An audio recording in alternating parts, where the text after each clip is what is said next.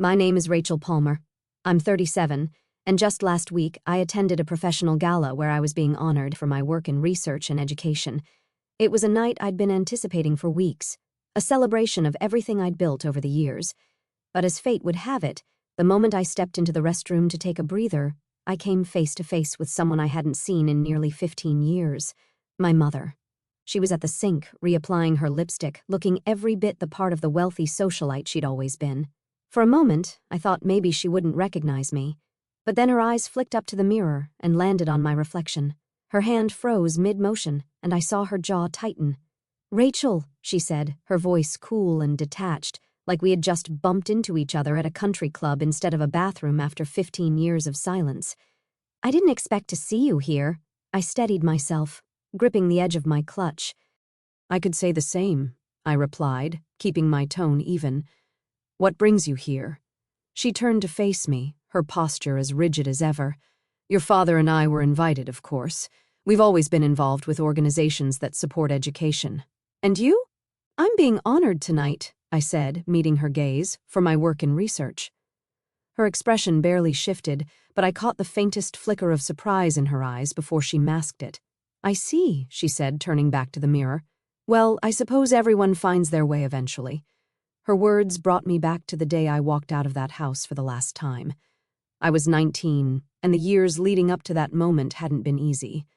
In high school, I struggled with depression, but in my family, that wasn't something you admitted. "What could you possibly be sad about?" my mother had said once, her voice dripping with irritation when I tried to open up to her. "You have everything more than most kids your age. You're just making excuses." The truth was, I'd been drowning. The pressure to be perfect, to live up to the Palmer name, was suffocating. I tried to keep up, but my grades started slipping during my junior year, and by senior year, I was barely holding on. My parents didn't see a kid who needed help. They saw a failure, an embarrassment. When I only got into a community college, my father's fury was unmatched. "This family has standards," he had said that night, pacing the living room while I stood there, clutching my acceptance letter. "And you've done nothing but drag us down. You want to waste your life? Fine, but you'll do it on your own." I had been kicked out of the house. I remember the weight of that duffel bag as I left that night. It wasn't just filled with clothes. It held the reality of being completely on my own. My parents didn't even come to the door to say goodbye. My mother stayed seated on the couch, scrolling through her phone as if I didn't exist. My father had disappeared into his study after delivering his ultimatum. I felt invisible, discarded, like I'd never been a part of their world to begin with. For the first few weeks, I stayed with a friend, sleeping on her pull-out couch while I tried to figure out my next steps. Community college wasn't glamorous, but it felt like the only thing I could control. I worked part-time at a diner to cover tuition and rent. When I finally scraped together enough to move into a tiny studio apartment, it was a grind, balancing classes, work, and the overwhelming sense of failure that clung to me like a second skin. But something about being on my own, away from their constant judgment, gave me a flicker of hope. For the first time, I could breathe, even if the air felt thin. My first year at community college was a blur of late-night study sessions and endless shifts at the diner. I'd decided to study chemistry, partly because I genuinely enjoyed it, and partly because I wanted to prove to myself, and maybe even to them, that I could excel in something challenging. It wasn't easy. My high school grades had been mediocre at best, and I felt like I was starting from behind compared to my classmates, but for the first time in years, I wasn't under the crushing weight of their expectations. I could just focus on learning. I still remember my first chemistry exam. I'd spent weeks preparing, going over every formula, every reaction, until I could practically recite them in my sleep. When the professor handed back the graded test, I was terrified to look. But there it was, a 92%. I nearly cried right there in the middle of the classroom. It wasn't perfect, but it was mine. I'd earned it. It felt like the first small step toward rebuilding myself after everything had fallen apart. Over the years, I evolved in ways I never expected. College wasn't easy, but I had learned how to work for what I wanted, and the more I gave, the more I saw myself grow. By the time I finished my associate's degree, I wasn't just a student anymore. I was someone who had learned how to fight for her place in the world. I transferred to a 4-year university, and while I still faced obstacles, I had learned how to push through them. The shy, insecure girl who barely got by in high school had become someone who could stand in front of a class, explain complex concepts, and hold her own. Chemistry, once a challenge, became my passion. I didn't just want to pass anymore, I wanted to excel, to prove that I wasn't the failure they thought I was. I worked part-time still, but I also started interning at local research labs, gaining experience that eventually led me to an opportunity I never imagined, becoming a lead researcher at a nonprofit focused on advancing science education. It wasn't just a job, it was my way of giving back, of creating a space where other kids, the ones who were told they weren't good enough, could find their way too. Graduating with my bachelor's degree was supposed to be a moment of triumph, but when it came time to celebrate, I realized something. My parents hadn't even called. Not to congratulate me, not to ask about my plans, nothing. My father, the owner of a massive fertilizer company, had more money than he knew what to do with. He and my mother lived in a mansion, threw extravagant parties, and rubbed elbows with politicians and CEOs. But for all their wealth, they'd never taken an interest in me, unless it was to criticize. Even after I graduated with honors, after I'd worked my ass off to get where I was, I didn't exist in their world. I was a reminder of their failure, an inconvenient blemish on their perfect lives. It stung more than I wanted to admit. I had hoped, maybe foolishly, that they'd at least acknowledge the hard work I'd put in, but they didn't. It was as if I never mattered to them, and that realization hit harder than I cared to admit. The only family member who bothered to show up at my graduation ceremony was Aunt Lydia. She was my mother's younger sister, the black sheep of the family. Lydia had never cared much for my parents' rigid standards, and while they shunned her for being too eccentric, she was always kind to me. She was the one person who would call on my birthday even when my parents pretended I didn't exist. When I saw her in the crowd, I felt a lump form in my throat. She waved at me excitedly from the back, and after the ceremony I found her in the parking lot, waiting with a huge bouquet of flowers. "You did it, kid," she said, pulling me into a tight hug. "I'm so proud of you." It was a small comfort, but it was something. It wasn't the cold silence I'd gotten from my parents. Aunt Lydia was the one who reminded me that family didn't have to mean perfection, that love could come from unexpected places. She didn't care that I hadn't followed the straight path they wanted for me. She cared that I had made it on my own, no matter the hurdles. A few months after graduation, I was wrapping up a research project at the university when one of my professors, Dr. Collins, pulled me aside. He was an old-school chemist, the kind who had a passion for the periodic table like it was a work of art. He'd noticed my work ethic, my persistence despite everything I'd been through. "Rachel," he said, his voice low and thoughtful, "I've been in touch with some colleagues at Oxford University. They're offering a research opportunity in environmental chemistry, and I think you'd be a perfect fit." At first, I thought it was a joke. Oxford, one of the most prestigious universities in the world, me. But Dr. Collins insisted. He told me that this wasn't just a job, it was a chance to make real contributions to the field and that I deserved the opportunity. "Don't let fear hold you back, Rachel," he said. "You've proven yourself. Now it's time to take that next step." I applied hesitantly at first, not fully believing it could happen. The application process was rigorous, and I wasn't sure I'd make the cut. But then, weeks later, I received an email. "We are pleased to inform you that you've been awarded a research grant for your proposed work in environmental chemistry at Oxford University." I moved to England without telling anyone. Not my parents, not any of my old friends. The only person who knew was Aunt Lydia. I called her a few days before I left, and she was the one who encouraged me to go. "You've worked too hard to let anything hold you back," she said. "Do this for yourself, Rachel." She understood why I needed to disappear, why I needed to escape the shadows of my past and carve out a new future without anyone's expectations hanging over me. I asked Lydia not to tell anyone else where I'd gone. I didn't want them to try and find me, didn't want the weight of their judgment pulling me back. So I left, boarding a plane to Oxford with nothing but a backpack and the faint hope that this could be my chance to finally become the person I always dreamed of being. I settled into a small flat in Oxford and threw myself into my work.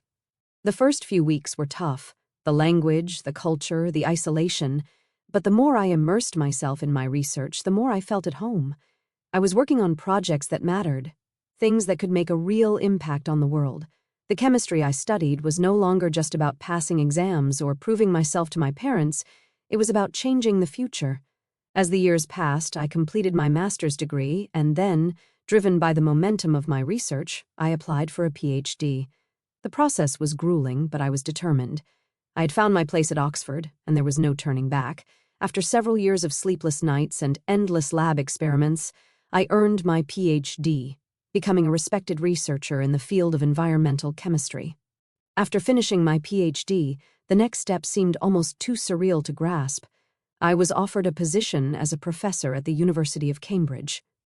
It felt like a dream I never dared to chase, not because I didn't think I deserved it, but because I never imagined I would be given the chance. I had worked so hard to get to this point, and yet the recognition still felt like it was happening to someone else. At Cambridge, I was able to teach and mentor the next generation of students, something I hadn't expected to find so fulfilling. The freedom to shape minds, to pass on the knowledge and passion I'd gained was beyond anything I could have imagined back when I was struggling through community college.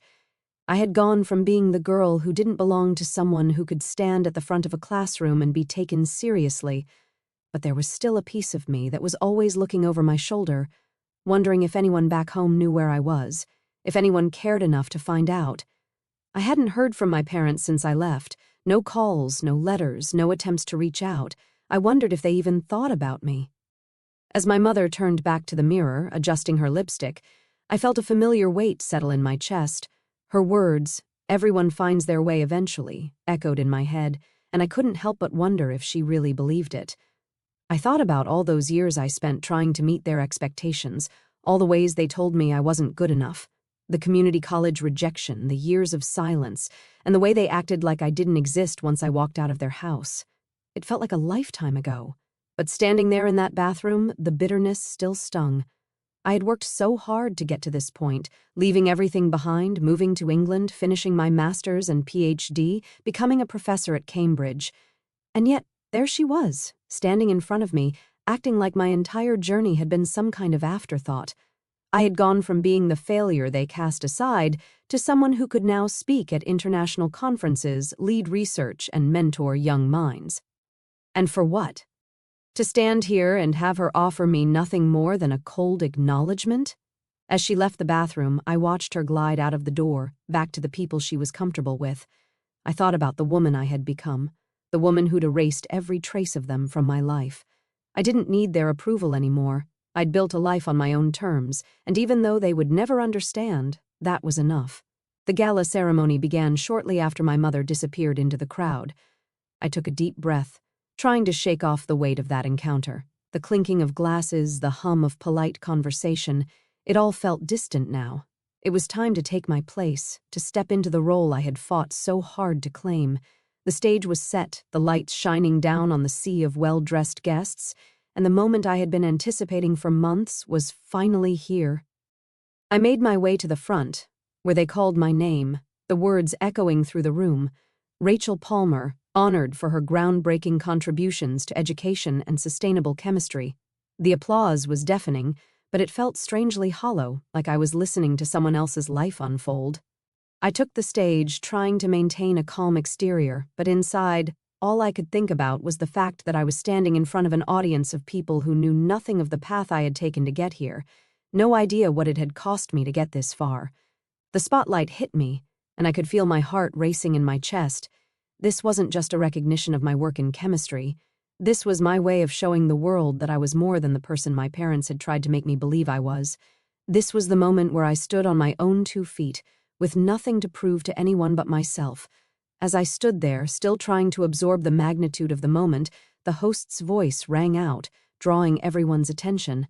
And now, ladies and gentlemen, we have an exciting announcement.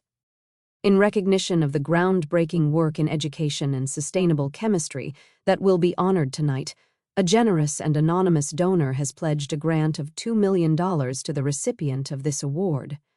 The room went quiet, and I felt every pair of eyes in the room shift toward me. My heart raced. This extraordinary contribution was intended to support the continued efforts of the recipients' research and further their impact on the world of education. I blinked, momentarily stunned. $2 million. The number hung in the air, surreal and overwhelming, but the announcement wasn't directly for me. It was for the recipient of the award, someone whose name hadn't been revealed yet. I was still processing everything when I heard the host's voice continue. This grant, though anonymous, will be bestowed upon the person tonight who has demonstrated exceptional dedication to their work in advancing chemistry and education. For a moment, I didn't know what to think. The enormity of the sum, the way it would change someone's life, was astounding. But there was something else in the air, something I couldn't shake, the realization that the donor didn't know it would be me. They didn't know I was the one being honored tonight. As the announcement echoed through the room, my eyes wandered across the crowd, trying to catch a glimpse of the people around me. But then something caught my attention, a subtle shift in the crowd near the back, just beside the exit. I saw him, my father. He stood up abruptly, his face twisted in disgust. His eyes met mine for a brief moment before he turned sharply and began to make his way toward the door. His movements were swift and deliberate, as if he couldn't get out of that room fast enough. I couldn't believe what I was seeing. The man who had rejected me all those years ago, the one who had kicked me out of his house, was leaving as soon as he heard the news of the grant. He didn't even stay to see who was being recognized for the award. My chest tightened as a mix of emotions washed over me. Anger, disbelief, and something darker, more bitter. This was the moment I had been waiting for, a moment where everything I had worked for was finally being acknowledged, and he couldn't even bring himself to stay in the room to witness it. He couldn't stomach the fact that the daughter he had written off was now standing at the front of the room, receiving everything he had always expected from someone else. As my father made his way toward the exit, I couldn't shake the feeling that something was wrong. The strange weight of his sudden departure settled over me, but before I could process it, the announcer's voice sliced through the room again. "Ladies and gentlemen," the host continued, "we are incredibly fortunate to not only have a generous donor for tonight's award, but also a longtime supporter of education and sustainable chemistry. The $2 million grant, which will be awarded to the recipient of this honor, has been made possible through the contributions of Mosaic Fertilizers, a company led by one of the most influential figures in the fertilizer industry. Mosaic Fertilizers, my father's company. I froze. The donor, the one whose generosity had made this award possible, was my father's company. My chest tightened as the truth hit me. The man who had spent years treating me like an embarrassment, the one who had walked out of the room when he learned of my success, was the one funding this recognition. The irony stung deeply. The same man who rejected my path, who disowned me for pursuing a life that didn't fit into his perfect image, had unknowingly backed the very award that would be the crowning achievement of my career. It was almost too much to process, too much to bear. In that moment, I stood there, stunned, as the announcer's words continued to echo in my ears. The applause around me felt distant, like I was hearing it from underwater. The weight of the grant, of everything that had just been revealed, hung heavily on me. My heart pounded in my chest, and for a brief moment, I couldn't process any of it. "Thank you," I managed to say into the microphone, my voice shaky but steady enough. The words felt hollow, too small for what I was feeling, but I didn't have time to think about it. I had to get out of that room. I couldn't stand there another second, basking in the recognition that felt so empty. I turned abruptly, walked off the stage, and without another glance at the audience, I bolted for the back door. My steps quickened as I made my way through the hallway, heart racing, only one thought running through my mind: my father. I knew he'd left the room. I saw him walk out, his face a mixture of disgust and something else I couldn't quite read. But he couldn't just leave. Not like this, not when everything had come full circle. I couldn't let it end like this, with him walking out on the one moment that proved everything he had tried to dismiss about me. I pushed through the door leading outside, scanning the area, my breath coming in quick bursts. There he was, standing by his car, his back to me. My feet moved on their own, and before I could stop myself, I was running. "Dad!" I called out, my voice almost cracking as I rushed after him. He didn't look back at first, his shoulders stiff, but when he finally turned around, I saw the bitter expression on his face. He had that same look I remembered from all those years ago, like everything was an insult to him. "What is it now, Rachel?" he asked sharply, his voice colder than I'd ever heard it. "You think I'm going to congratulate you?" I stopped just a few feet away, my heart hammering in my chest. I knew what this was about. He had no idea who the recipient of the grant was until they called my name. Until that moment, he thought he was just funding some good cause, sending money to the foundation, believing it was going to some worthy academic or researcher he could proudly point to. He didn't know it would be me standing there on that stage. He sneered, his lips curling into a bitter smile. I don't know whether to be disgusted or impressed, but here you are, taking my money. I'm sure that's exactly what you wanted, right? I could see the resentment in his eyes. The grant, $2 million, had come from Mosaic Fertilizers, his company. But once the money was donated to the foundation, it was entirely out of his control. They had chosen who would receive it, and they chose me. The irony hit me like a wave. I didn't ask for this, I said, keeping my voice steady despite the rush of emotions. I never asked for your money or your approval. I earned this on my own, just like everything else. His eyes darkened, and he shook his head. It doesn't change anything. You're still the failure I kicked out of my house all those years ago. No grant or award is going to change that. I felt a rush of anger, but I pushed it down. It doesn't matter what you think anymore. I've made my own life, and if that money came from you, it doesn't mean anything to me.